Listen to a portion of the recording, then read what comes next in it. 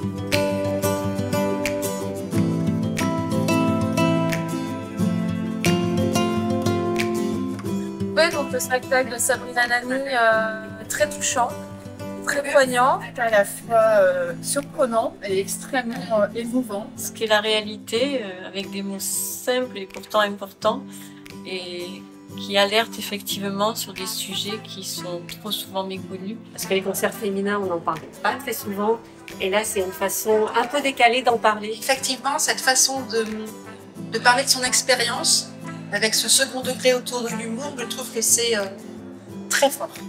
C'est un spectacle, moi, qui m'a beaucoup marqué parce que, en tant que femme, j'ai reconnu aussi tout ce qui caractérise la vie d'une femme avec ses différentes composantes. Sa vie de mère, sa vie de femme au travail, sa vie d'épouse, sa vie sociale. Voilà, l'ensemble de la vie d'une femme avec tous les équilibres qui sont parfois difficiles à trouver. Et surtout, comment dans cette vie-là, la maladie peut tout modifier, tout changer et puis complètement modifier un parcours de vie. On était sensibilisés de la plus belle des façons avec de l'humour, de l'humain et vraiment une actrice formidable. Moi, je recommanderais ce spectacle à mes amis, à ma famille, mais surtout à tous les préventeurs, à toutes les personnes qui sont chargées de prévention, parce que voilà, c'est beaucoup plus efficace, même qu'un tract, qu'une info. Enfin, dit par un médecin, ça ne fait pas du tout le même effet. Et là, franchement, le message, il est très, très efficace. Alors le moment que j'ai préféré, c'était le slam en fin de spectacle, où tout s'éclaire, tout est dit, c'est simple, facile à comprendre et tellement émouvant. Pas tabou, surtout pas. La peur n'évite pas le danger, parlons-en. Prévenir. Il faut passer plus de messages de prévention pour ne pas tomber malade. Si on n'est pas malade, on n'a pas besoin de guérir.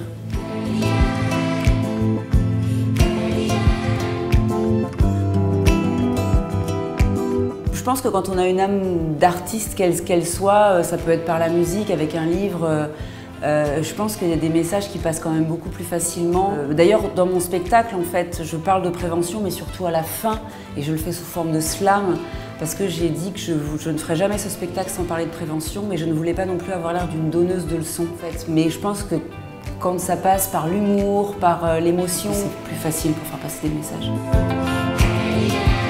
La première chose à prendre en compte dans la prévention. Si je dis la première chose, c'est parce que c'est un vaccin qui concerne les jeunes entre 11 et 14 ans. Grâce à un vaccin, on peut éviter 6000 cancers par an. Donc je pense que ça vaut le coup d'en toucher 2 mots, à ma petite échelle, mais à beaucoup plus grande échelle.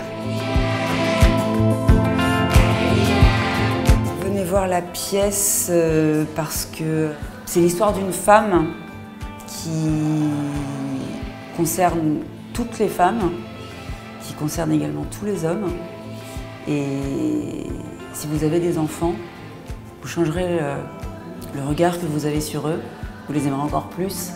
Et si vous connaissez des femmes qui n'ont pas d'enfants ou si vous-même n'en avez pas, c'est sur vous que vous porterez un regard différent.